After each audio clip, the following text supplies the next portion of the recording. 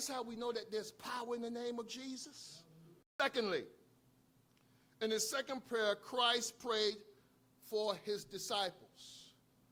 So we have the glorification in which Christ prayed for, number one. And then secondly, we see that Christ prayed for his disciples. He says, Holy Father, protect them by the power of their name, of your name, the name you gave me. Look at the interchange of words here. He says, protect them by the power of your name, your name. And then he goes back and he says, the name you gave me. We understand that there was once upon a time where we could not even call upon the name of God. We were so far from him, so far afield, we couldn't acknowledge him.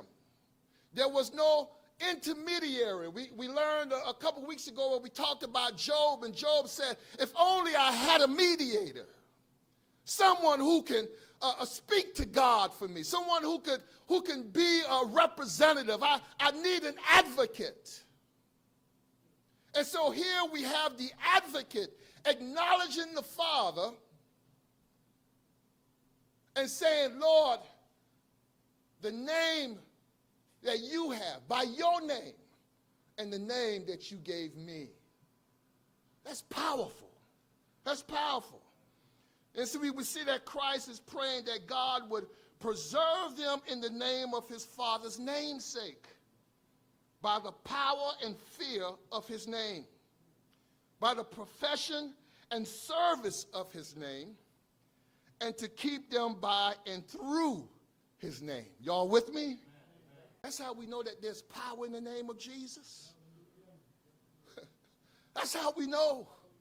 The name of the Lord is a strong tower. The righteous run into it and they are safe. There's power in the name of Jesus. When we're in trouble, we have a place that we can run to and feel safe.